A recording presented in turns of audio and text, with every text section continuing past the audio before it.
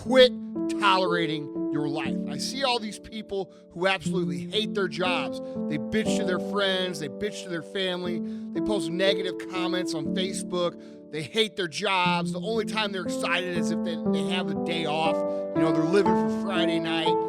Basically, they're fucking miserable. Your job is such a huge part of your life. Why would you spend that time that you would normally spend that should be enjoyable doing something that makes you absolutely miserable? It's a huge time of your life. It's a huge time that you put in. And if you're miserable, your life is going to be miserable, okay?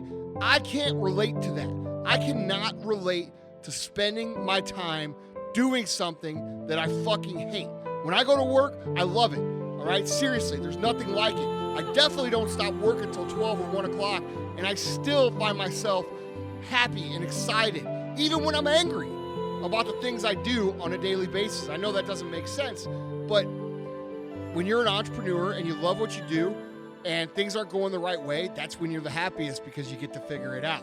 You know, people misunderstand having a humble mindset as opposed to having a go-getter mindset, to having a killer mindset. And the difference is, it's that thought process of when you're feeling down, when you're feeling weak, how's your mind gonna respond? What's it gonna tell you? Is it gonna tell you, well, you know, maybe we should go to the gym today? I don't know, you know, I'm not really feeling it. It's been a hard day. You know, we should take it easy. We should, I don't know, we should just, you know, maybe tomorrow, maybe the next day, let's just take a break. You know, we deserve this. As opposed to get the fuck up and go to the fucking gym because no one else feels sorry for you. Only you do. That's the type of mindset why people aren't successful at life. They sit there and they feel sorry for themselves and they want all this fucking sympathy from everybody else. Yet they're not willing to go out there and make shit happen for themselves. And I'm sick and fucking tired of seeing it. Everyone seems to think that this world, this government, somebody owes them something. Nobody owes you shit. If you want something, go out there and get it. Go out there and fucking take it. That's all there is to it. So, with me and my physical fitness journey, you damn well better believe I'm gonna go after what I want, what my goals are. And if anybody stands in my fucking way, I'll plow through them. I don't give a fuck who they are. That's just my mindset. That's the mindset you've gotta have to be successful. No champion out there hit that fucking mat and then sat there for 9 seconds and said, well, you know what, maybe I should get up before this 10 second, otherwise I'm gonna lose. Fuck no. As soon as they hit the mat, the only thing they can think of is give me the fucking rope so I can get back up. That's the definition of resiliency. And no one seems to have it anymore. I don't work, all right? Everything I do, it's not work, it's what I do for fun. And you have to understand that when your work becomes that big of a positive influence in your life, guess what happens? You end up having a good time in life too. I get a lot of people who tell me, you know, Andy, you're not enjoying life. When are you going to enjoy life? Well, I'm enjoying my perspective of life. I'm enjoying what I enjoy about life. Just because I don't want to drink a fucking case of beer and sit at the pool all day doesn't mean I'm not enjoying life. I'm enjoying my life. I can't wait to wake up in the morning and see what's going to happen next. And because I fucking love what I do, I'm excited for the day and what it's going to bring. That means I'm excited about my life. And that's what you should be shooting for. That's what you want.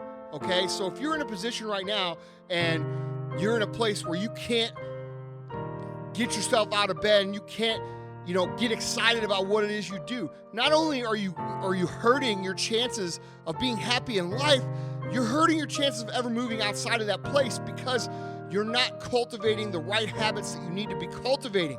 So it's not just important to your happiness, it's important to your future success. It's funny because if we were able to do like even a fraction of the things we know we should, we would all be badasses, you know? But there's so many things. You talk to people, yeah, I should be doing that. Yeah, I should be doing, I know I should be meditating. Yeah, I know I should be doing this. I should be eating better. I should be doing this. Like, we all know what we want to do to be the best version of ourselves, but for whatever reason, we don't do it, you know? And there's a lot of reasons why, but we're not doing it. And so the ability to choose, if I believe I should meditate, then I'll meditate.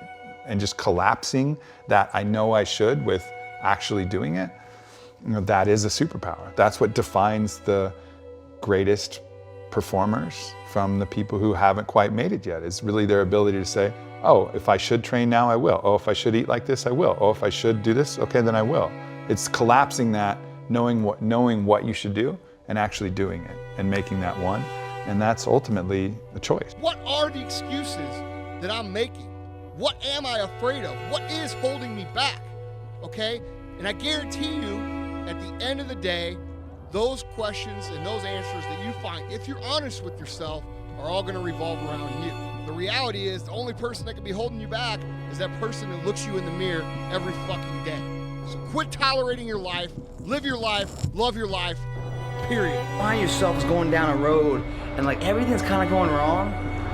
If there's a higher power, I think that's when they're testing you to see if you're ready for the responsibility of greatness.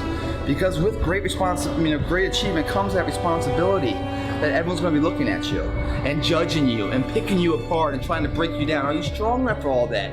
Yes, you're capable of achieving it, but are you mentally strong enough to endure it? So when I see all these like random things going wrong in my life, I'm like, fucking hey man, why is everything going wrong? What the fuck did I do to cause all these problems, you know? Part of me thinks it's like the calm before the storm in a way. Making sure you're equipped mentally to endure what you're about to achieve physically, or to achieve with, title-wise, or whatever that may be. So think of it that way. Everything I'm saying, guys, is perspective on how you see it.